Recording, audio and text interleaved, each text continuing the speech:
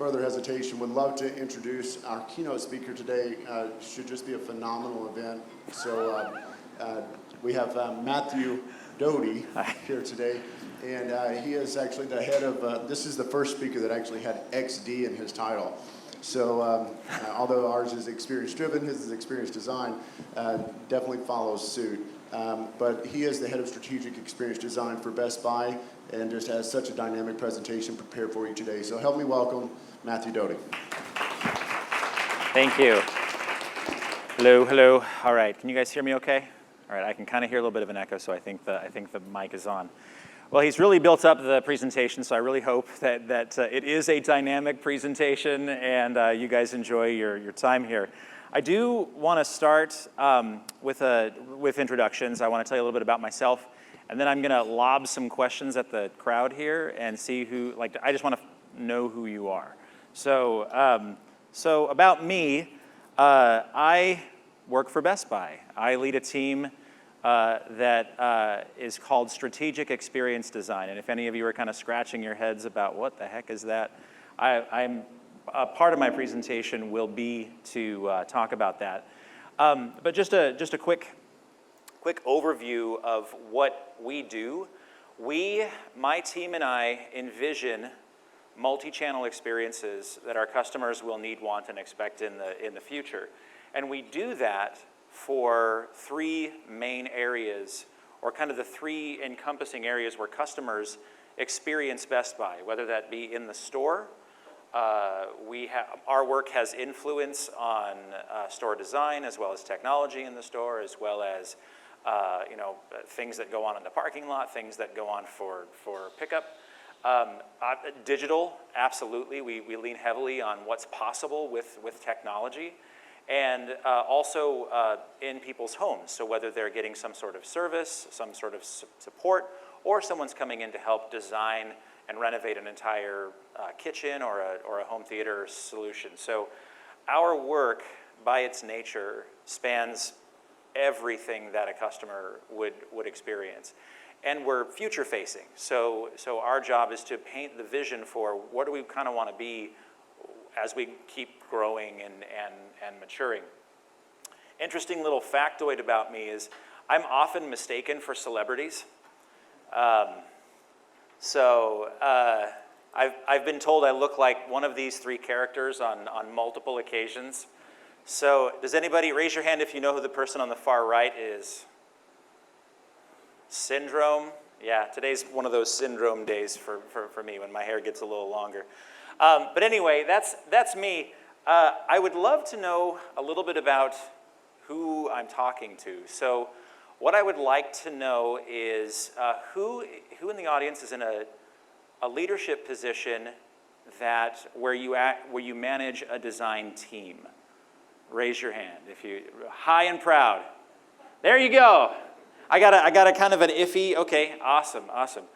Raise your hand if your job involves gathering customer insights, whether that be through primary research or data analysis. Raise your hand high and proud if that's what you, yes! Oh, that's fantastic. Okay, good. Let's see here, what else do I want to know? How many of you are involved in efforts that kind of span the customer experience, multi-channel, kind of like I talked about here? So raise your hand, high and proud. Oh, good. All right. So today, what I'm going to talk about is I'm going to share some of my experiences in building this capability and talk about some of the challenges we've faced. And then before I go into how we went about facing those challenges, I'm actually going to ask each of you to spend some time kind of brainstorming how you might face those challenges. And then I would like you to keep that in mind as I kind of walk through what we've done and how we've been approaching our work. I would like to keep this fairly interactive. I'm not a huge fan of preaching at people. So if something comes up, if I say something that either causes a really burning question, or you're just not sure about, or just want to comment, please raise your hand. I know that Toby has a mic. I know that we typically wouldn't need mics in a space like this, but the mics are less for the people in this room and more for the recording. Did I say that right, Toby? Sweet, awesome. So, okay, so does anybody have any questions before we get started? Because I'm just gonna kind of launch into some stuff. So, just so that you know a little bit about where I'm coming from, I started my career in musical theater.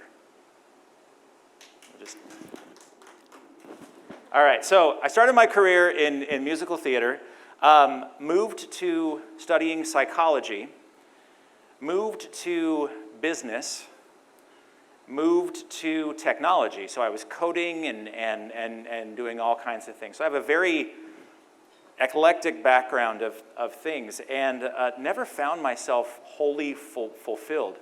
When I was, in fact, when I was in my coding or my developer position, I found myself wondering, I did a lot of technical training, technical support, development, and I found myself wondering, man, wouldn't it be awesome if we could figure out a way to minimize or completely eliminate support by designing technology that actually works?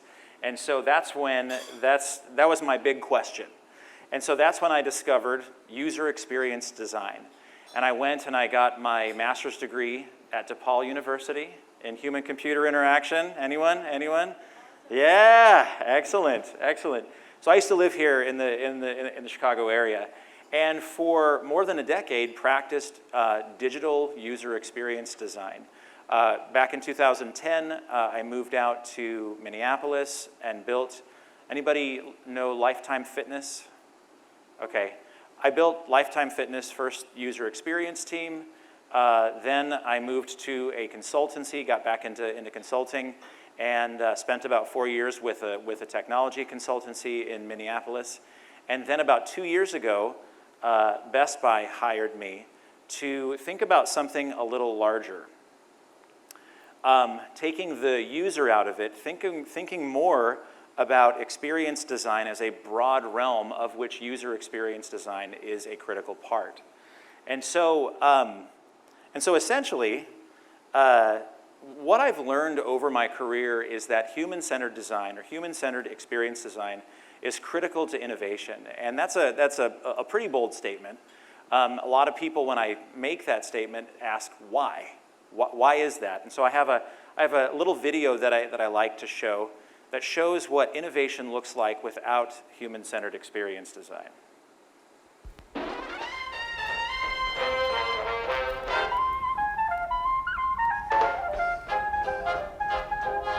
So, we're seeing reports that people don't know what to do at an intersection. Some people are slowing, others are accelerating, a small percentage are backing up, and the rest are crashing. So we're looking for signage that makes people want to bring their vehicle to a standstill before they continue. Essentially a sign that tells people to stop. Essentially. If you look on page 16 of your brief, you'll notice that about 50% of HVMs are female. Yeah, HVMs. Home vehicle managers, but don't neglect the other 50% who are primarily male. Okay, so we're basically targeting all drivers? No, we're targeting women, but we're also targeting men secondarily. But really think this thing through if you could, okay? We're looking for stopping power. Yeah, I mean, and still get it by tomorrow.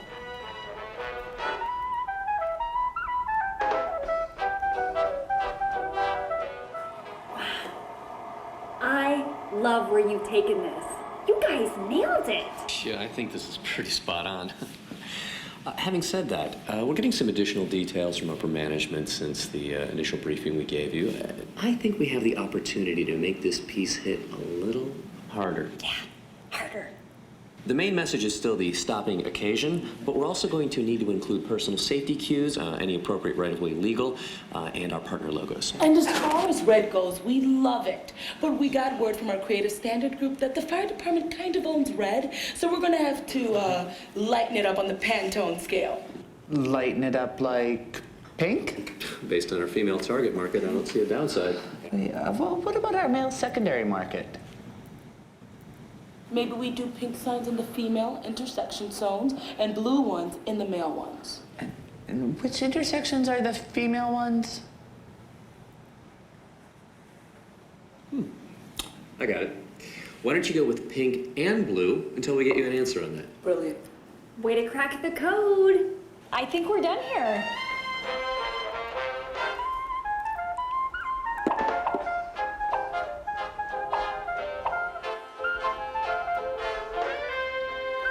The only thing I can see is bumping that logo up just a little bit. Yeah, sure.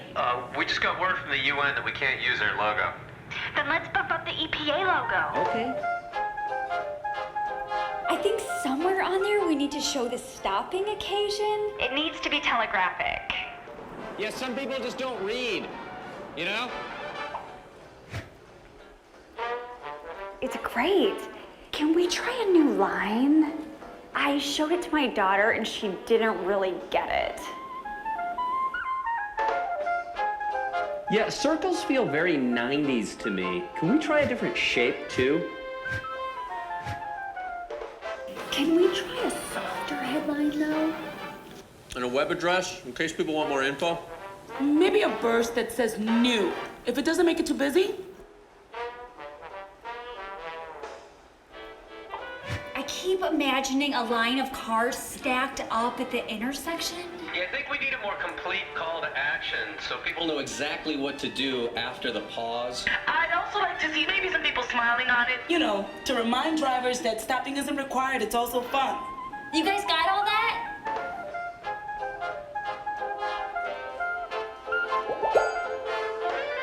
Wow, I'd have to say I think you finally got it. You guys did an amazing job of fitting all of our suggestions in on one sign. Can you throw together a look of success for a sell-in meeting this afternoon? And that's how it all comes together, guys. I mean, if I were at that intersection, I'd stop. Me too. I don't see how anyone couldn't. Let's get these things printed and out the door.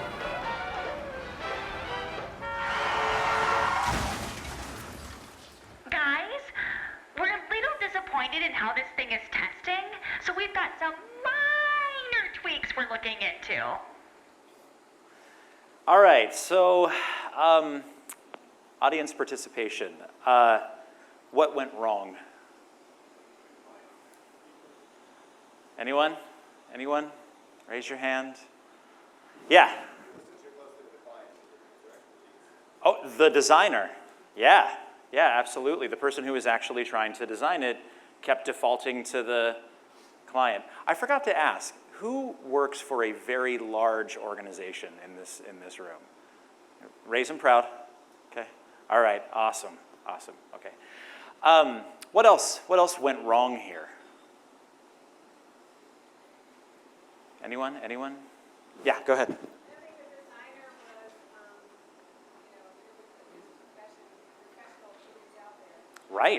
Right. One of the things that I think is amazing about this video is a lot of people are like, oh man, those clients are so dumb. But that's exactly right. The designer has the responsibility to say, no, this is a better design and here's a rationale for why that is. Anything else? What else went wrong? Any thoughts? Public speaking class tells me to count to 10. How about scope creep? Scope creep, for those of you who tell us more about scope creep. They started with one objective and it just kept on building. The goal kept on evolving. Right. It's, they kind of overthought it. We got kind of a strobe effect going on the, okay. Yeah, so it's like they just keep cramming things in and yeah.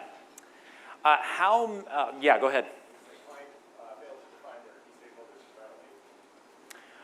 Tell me more about that. So it seems all three of them were on equal terms on what they could provide in, and there was no Interesting. or suggestions or Right. So you've got a situation where you start out with three people who are kind of driving this, and then in some meeting a mysterious third person gets added, and there's no clear decision making. That's actually a really, really good point. I'll talk about that probably a little bit later. Any other thoughts before we put the ugly stop sign to rest?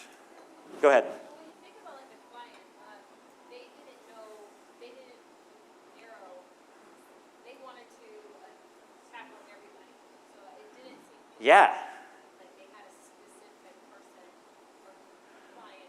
So their design target, the customer or whoever they were designing this for, wasn't very focused. It wasn't, they didn't really have a good handle on what they needed. That's actually a really good point, because another question that I like to ask about this video is, how many people who are actually going to be experiencing the stop sign did they consult in this process, besides the little girl who was drawing on it with a crayon? It's like 0, right? That's one of the points that I really like to drive home here, because without understanding who your audiences are, you cannot design experiences that will actually work. So a few years ago, Best Buy recognized the need for a new human-centered capability to envision strategic, future-facing, multi-channel experiences, and that's when they approached me. And as I began to learn about what Best Buy actually wanted to do, my experience up to that point had been completely focused on people's interaction with technology. I often touted, people would ask me what I do for a living, and I would say, oh, I make technology easier and more enjoyable to use.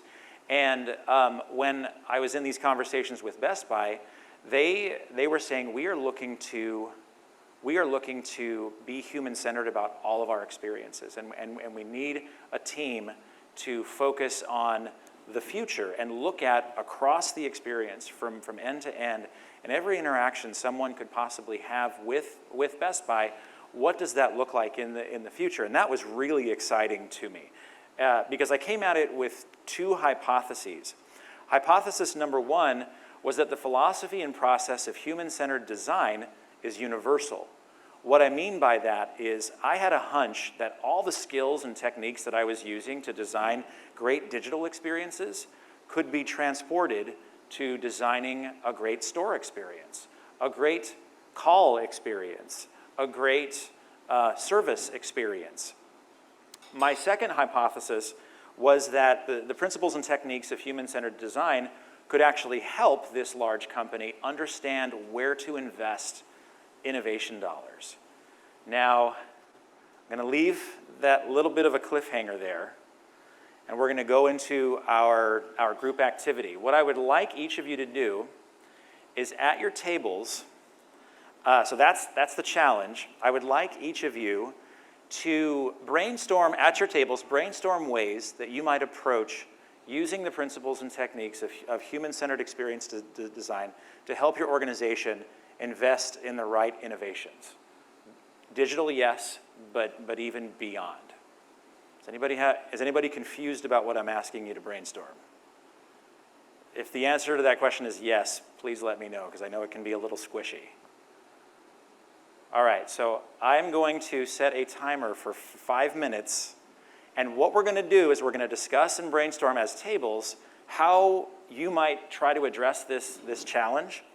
And then I'm going to have each table share one of your coolest ideas. So any questions or concerns before we get rocking on this? By the way, where did Toby end up? You guys can thank Toby for this. He's the one that said you got to do a group activity.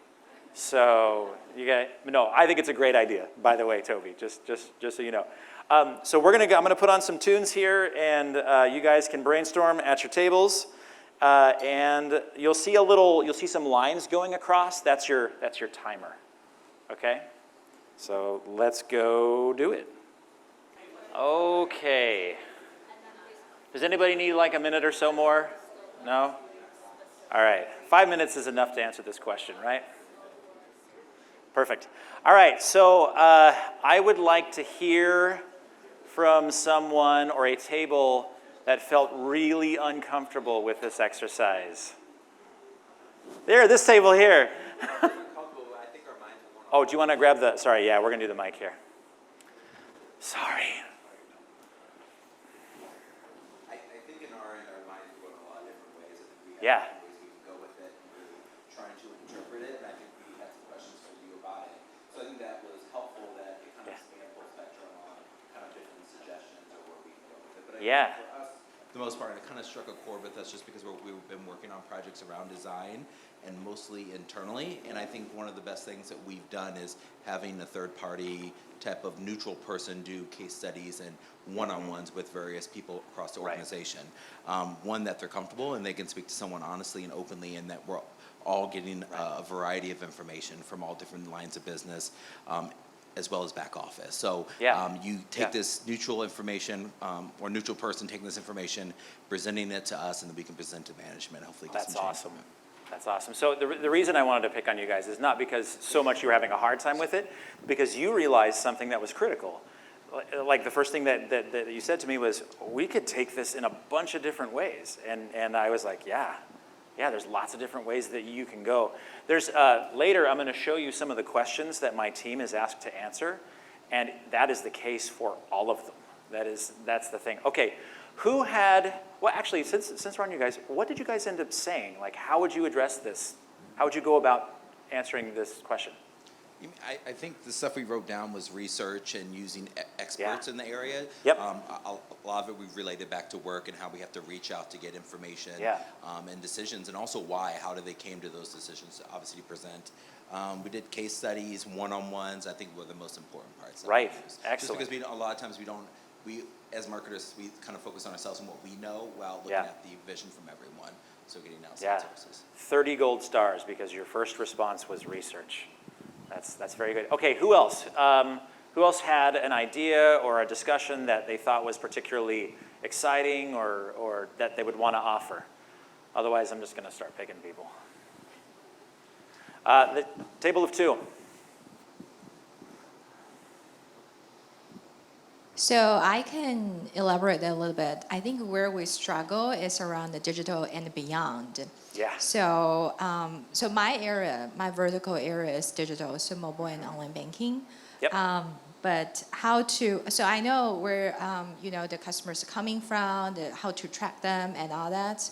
But beyond, meaning for me, it's more about the branches and the call center and all that, the manual process and back office. How to make sure that, no matter where you go, the touch points, the experience is great, right? It's consistent. That's where I guess I'm struggling. And I'm happy to learn from your experience, from the store and home, how to make sure the branding and experience is all consistent. And we talk about end-to-end experience mapping and all that. But where do you see the pain points and how to put that structure together? Right. Yeah, great questions. One of the, and if you don't mind, I'd love to comment on that. One of the things, both with that and with this table here, is if you design anything, oftentimes you'll find that if the less constraints you have, the more kind of you don't quite know where to start. So one of the things that we've experienced is, where do we start?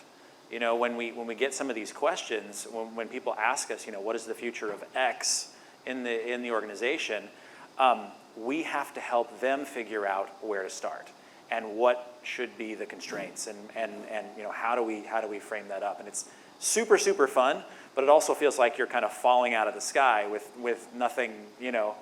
Where am I going and what's holding me up and what am I standing on and stuff like that. Who else has something that they would like to share from that exercise? So we work for a small independent full service agency.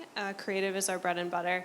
So I think it's easy for us to get so enveloped in a creative idea that it's difficult for us to understand or think about how it's actually going to apply and be consistent cross-channel. So it kind of goes back to what we're talking about with research and testing and just making sure we're investing in those tools so that the idea will actually translate when it's actually implemented across a bunch of different networks. That's awesome. That actually makes me think about something that I would frequently encounter in designing digital experiences. So at a more micro level, anybody who does digital experience design knows that any tweak that you make has a cascading effect within that design ecosystem. But when you, like what you were just saying, when you think about how the brand shows up and how people experience us across channels, the potential for ripple effects in that situation is even bigger. So that's something that we face as well. I'm going to jump into some of the stuff that we've done unless someone really wants to share something that they didn't get to say. There we go. Oh, no apologies. Yeah. So I think, because I missed a couple comments, but the framework to keep in mind is the broader journey. Because customers these days are rarely physical or digital. They're moving back and forth in between, and even more important, that the brand cues get picked up and the experiences feel similar, which is really hard to do when you're working on a screen this big and have a customer service person that you're trying to train. But to some extent, even with the stop sign, is I think they lost track of this was a point in a broader journey where the user had a goal that was broader than just that experience point. And when you kind of map that out and understand their journey of wanting to listen to music, you start to understand how they think about it, how they acquire it, when they come in the store, and it gives you kind of a good overarching framework of, hey, when can a new technology fit in, or when is physical better than digital, and how do those mix together? Yeah. It's funny when you said we need to realize that our customers aren't just digital or physical. Like, you hear that, like, I remember having an aha moment when I first started this role at Best Buy, and like kind of kicking myself that was the aha moment, because of course, I'm a person and I experience things both physically and digitally, but as a designer, I got way too into the single channel headspace. All right, so what I'm going to do is I'm going to talk a little bit about what we've done and how we've kind of rallied and how we attack problems, and give you an example of some of the problems that we solve. If any of this generates a burning question, please raise your hand high, and we'll stop and we'll talk. But there will also be some time at the end of this. So I'm going to blaze through some slides, and here we go.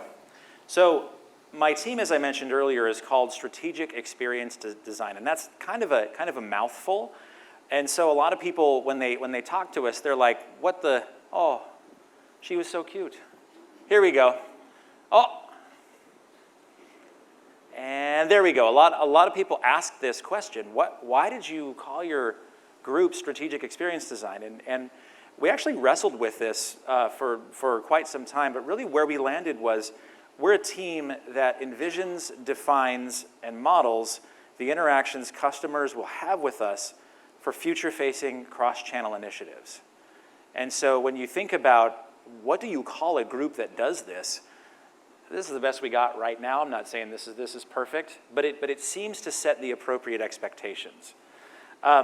Once people kind of understand what we do, we're often faced with this question: whoa, how do you actually do that? I grew up in the 80s, and so my metaphors have a lot of 80s pop culture references. And so my answer to this question, I just did exactly what you told me not to. I totally tweaked the microphone. My answer to this question is, well, how do we envision experiences for the future? It's a flux capacitor, of course, right? Any Back to the Future fans?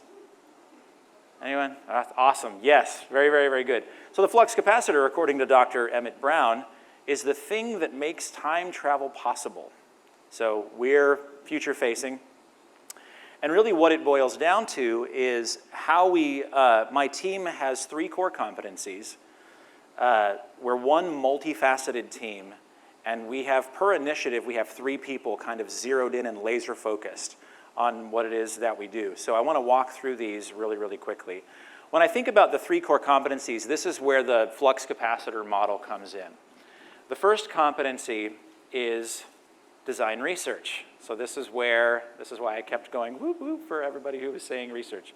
So the second competency is experience strategy, and the third is conceptual design. Now I'm going to take a brief moment and get on a soapbox, ever so briefly, so I appreciate your indulgence.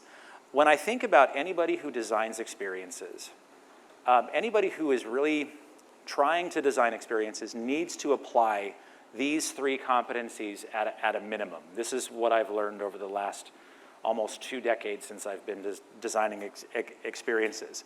That research and strategy and whatever the relevant design is these are the three things that have to come together to design great experiences. And I want to talk a little bit about what I mean by these things. So everybody on my team is called a strategic experience designer. Surprise! All of us have demonstrated competency in at least two of those three core competencies. So when I talk about design research, I'm talking about a lot of the things that were mentioned here. So anything from stakeholder interviews to competitive experience audits. Competitive is a little misleading because I like what this back table was saying. It is often more productive, especially when your specific task is innovation, to go outside of your direct competitive set and try to understand what others are doing in the industry. We'll do things like contextual interviews, customer interviews, surveys, card sorting, concept testing, story intercepts, all of this stuff, natural observation, co-creation, and focus groups. So when I talk about design research, these are the things that I'm talking about. Experience strategy. This is about bringing everything that you have learned in research and framing it up, bringing it together. So detailed analysis and synthesis of signals, personas, current state framing, idea backlogs, concept descriptions, initial draft of a future state vision, journey maps, customer stories, guiding principles, recommendations. Is anything here surprising to anybody? Does anybody want to know what something is that's not quite clear? All right, so the last one is conceptual design. And what you're going to notice, I'm actually going to jump over here really quickly. In conceptual design, you'll notice that there's actually a fair amount of overlap between what's involved in experience strategy, but there's actually two parts of what we're trying to do here. So conceptual design actually breathes life into our recommendations. So our customers within Best Buy are the CEO, who's brand new, by the way. We have a brand new CEO. I don't know if anybody knows this. So she's fantastic. I did a stakeholder interview with her a few weeks ago. I'm very glad she's our CEO. Our CEO and her direct reports are essentially the people that come to my team and say, help.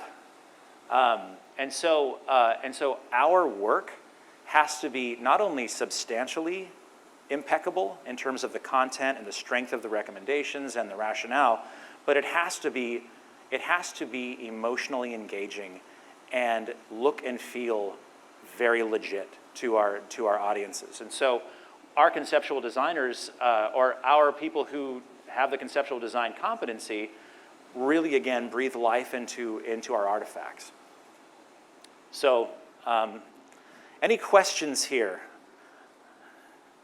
Or should I just keep ripping through this? Good, yes, awesome. So on our team, none of us are the same, but all of us are multifaceted, which is where you get to this notion of a singular multifaceted team. One of the things, who again works for a large organization?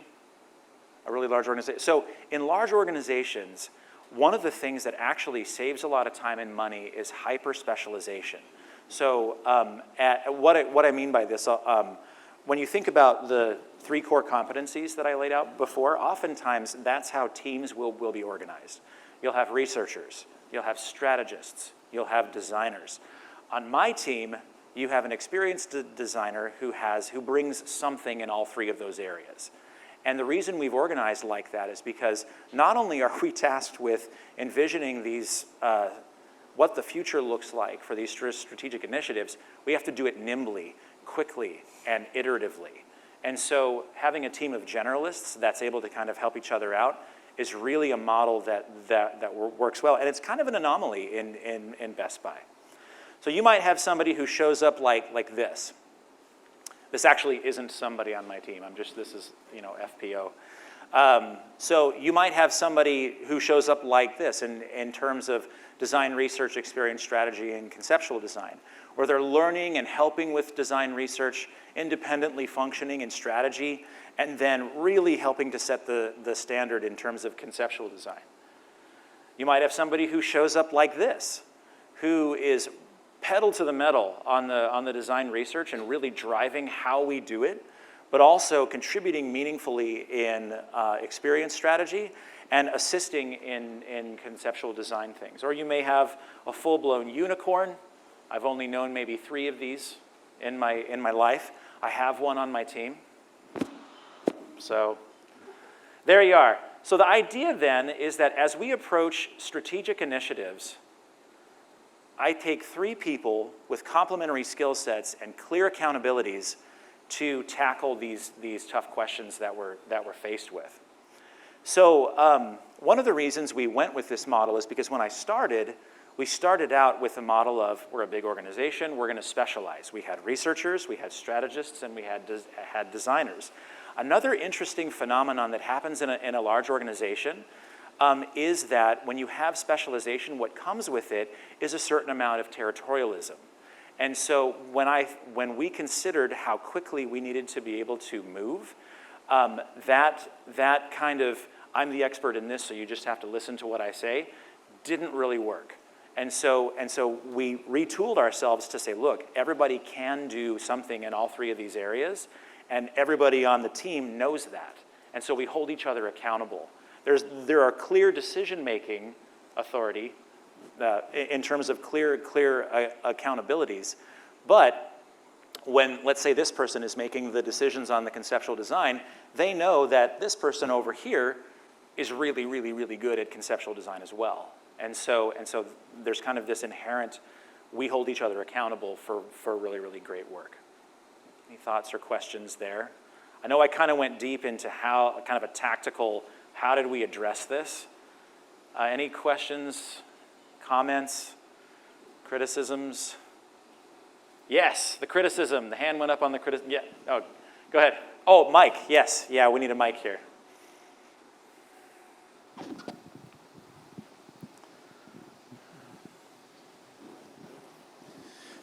Thanks. You might get to this, so I don't want to jump the gun, but oh, sure.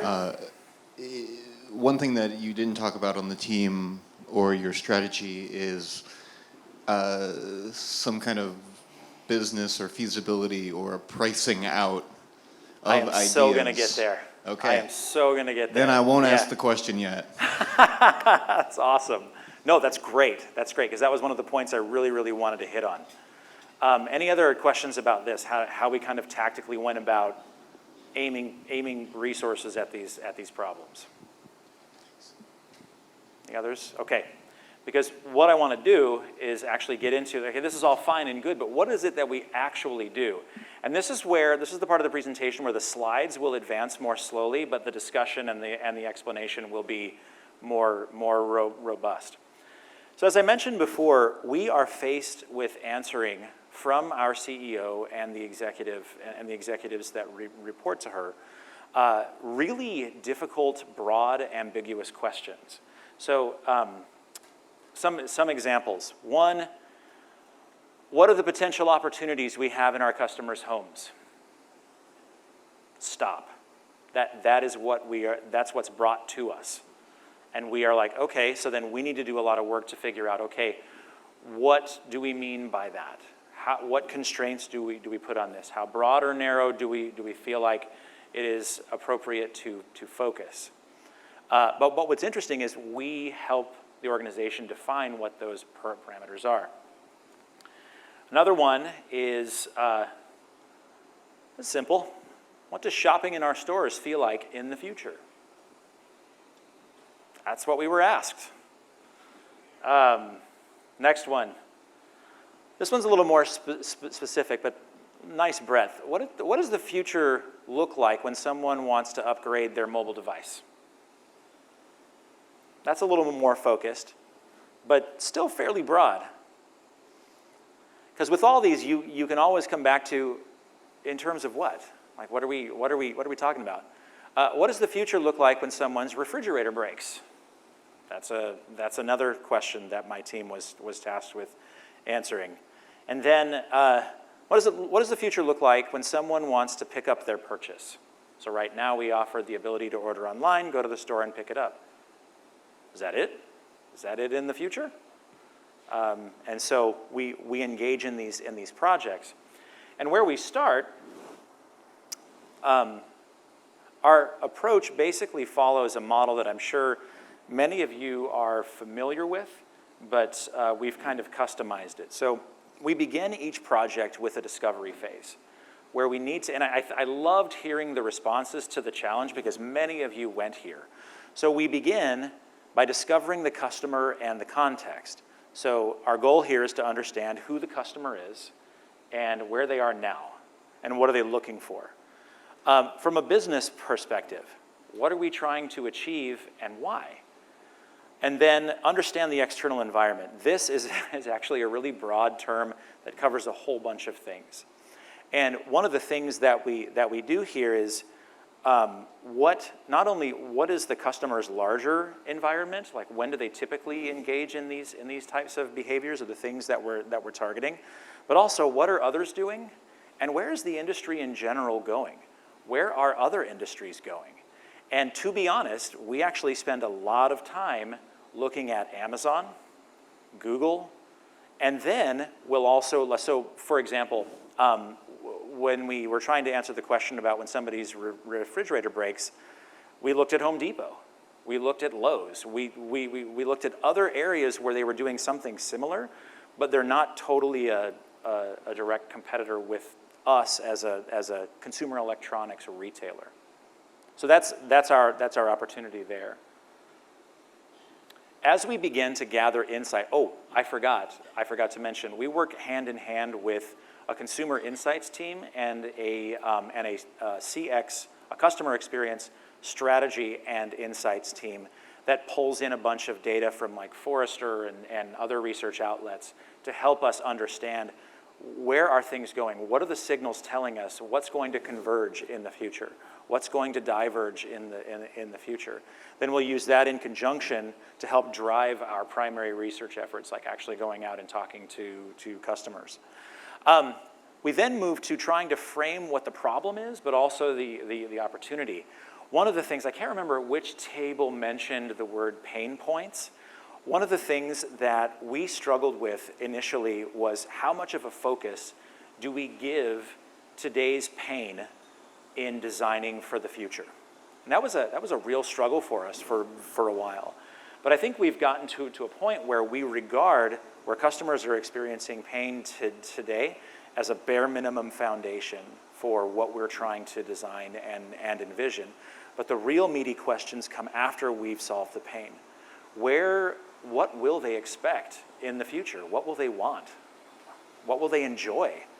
And what's tough about that is if you just go ask a customer, what will you enjoy in the future? Their answer will be, So we have to be really, really diligent about understanding and being good observational researchers and trying to dig for the deeper meaning and develop hypotheses that we can test. Also, where we try to focus is where are the opportunities? So when we initially engaged, the first question on that previous slide was what are the opportunities for Best Buy in our customers' homes? That was really what we were after. What are we doing now and where are all of the opportunities? And what happened is that kind of universe of opportunities allowed us to have the conversation of, okay, of these opportunities, which ones do we want to pursue? This moves us into envisioning for the future. So this is where we facilitate a whole bunch of ideation, both with people within Best Buy, as well as with our customers. So going back to that, if you ask customers what they want in the future, they'll often say, but if you engage in co-creation activities, you will begin to observe things that manifest kind of some of their latent desires, and you can develop decent hypotheses based on what they sketch out or what they brainstorm to develop something that actually meets some of those unconscious needs. We then kind of bring things together in a step that we call synthesizing and describing concepts, getting really concrete about, okay, what it is that we think we observed and what we think we should do about it. Crafting a vision for the future experience. So think journey maps here, but also think storyboarding. Think developing something that people can actually feel, handle, touch, experience in some way, shape, or form. And then creating our actual design concepts.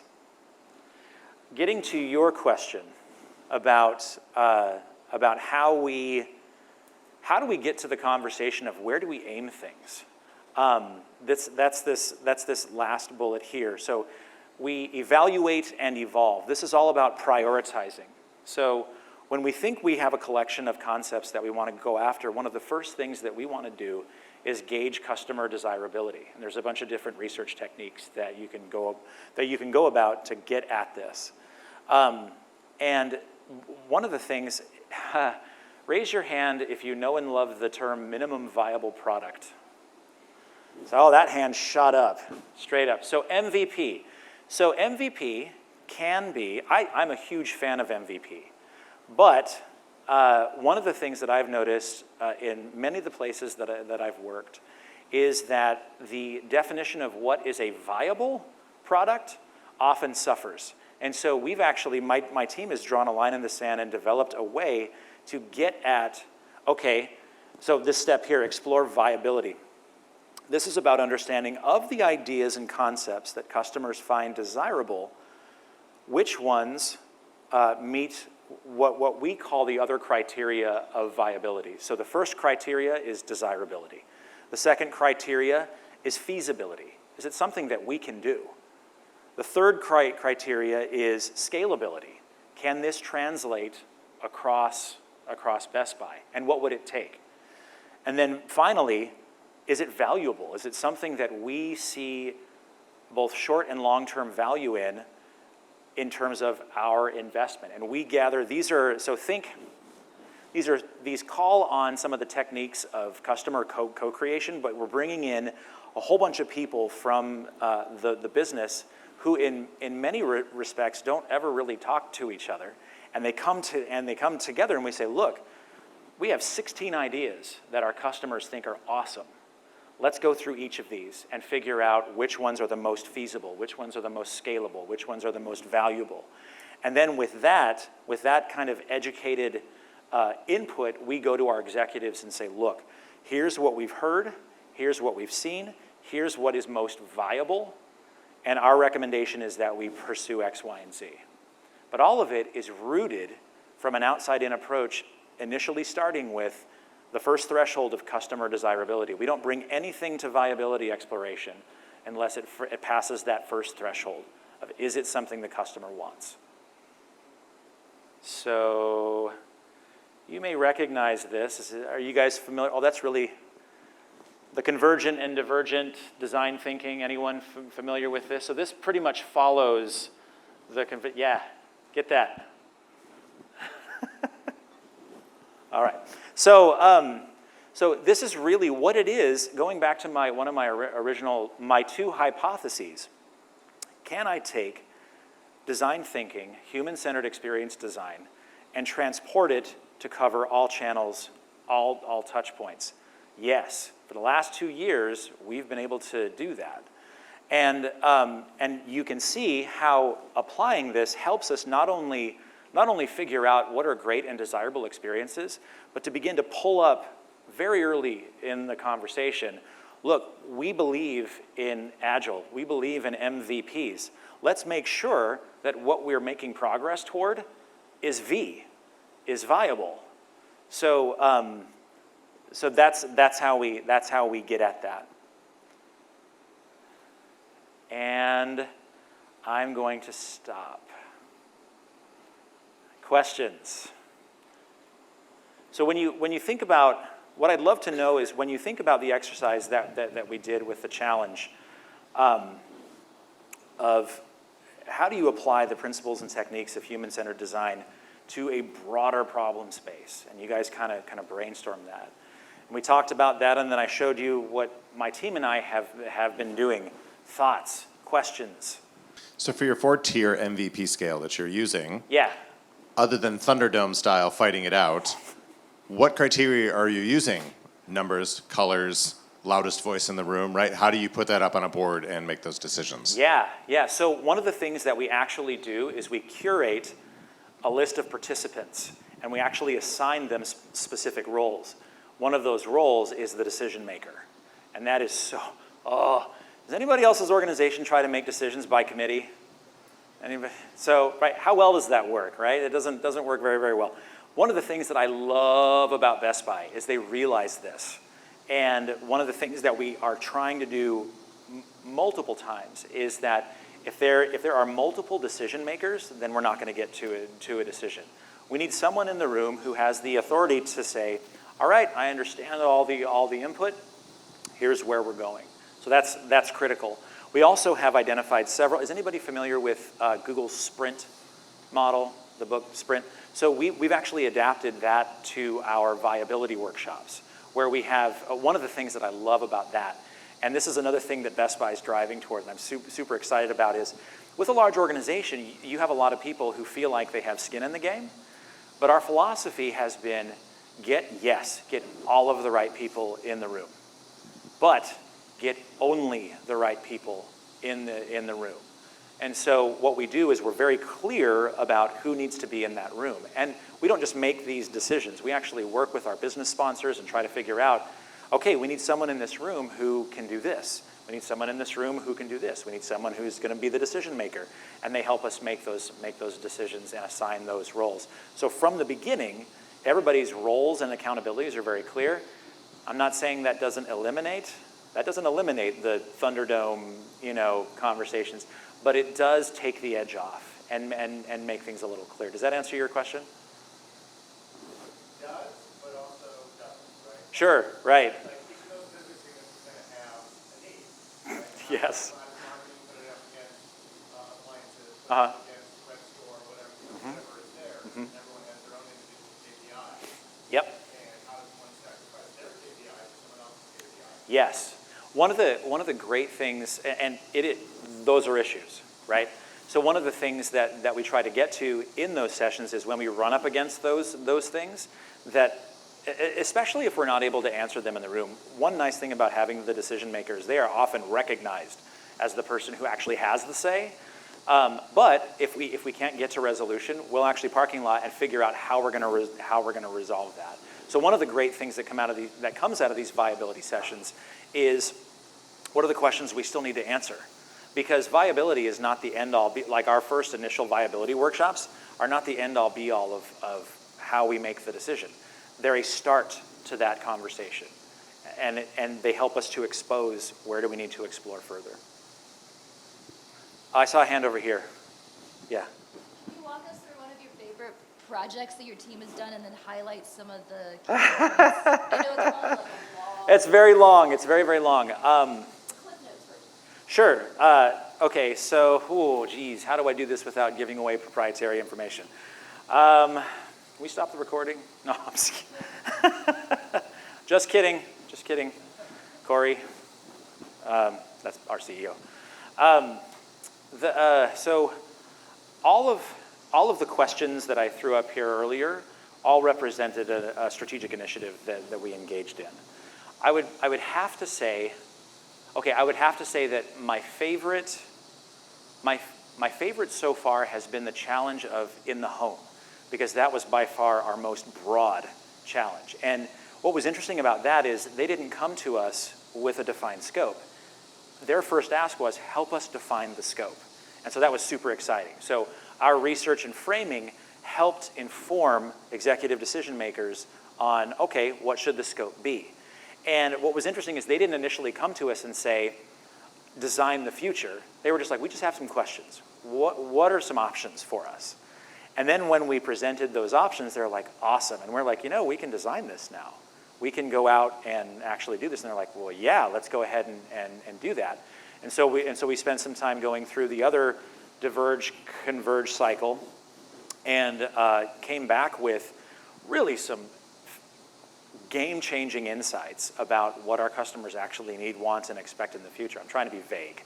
So, and so what we did with that and another success was that we brought the business owner in way early in the game. When we knew kind of what we were going to be recommending, the level below the executive group, we were able to identify who that was going to be, and then we pulled them in immediately, and they became a rock star champion for this work. And what ended up happening is every year that business group, the home channel, gets together somewhere in the United States for a huge offsite, and they invited us to come out there and teach all of our material out and run additional workshops with them to get further toward the future-facing vision. So I would say that's probably one of my favorites. I kind of went straight through that, but basically applied all of those steps. Yeah. All right, so guys, we'll go ahead and wrap up just to make sure that we're respectful of everyone's time. I'm sure Matthew would be glad to stay after for a little bit and answer any direct questions if you'd like Just to come make up. sure to turn off my mic. Yeah, yeah, exactly. So if just one housekeeping item, if you see a small feedback card in front of you, I will say if all you do is just fill out your name and then just put, if there's a topic that you're interested in being presented at one of these events that you're interested in, please fill that out. We definitely take that to heart. And then also any feedback that you put on the card, we'll make sure that we're providing that to the speaker today. But please join me in thanking Matthew for a great presentation. And please join me in thanking Toby for inviting me out. Thank you, Toby. Thank you. Thank you. And so on behalf of Project 202 and the XD Leadership Alliance, thank you so much for coming out. And we'll make sure that this room is the first ones invited to the next event. So y'all have a great afternoon.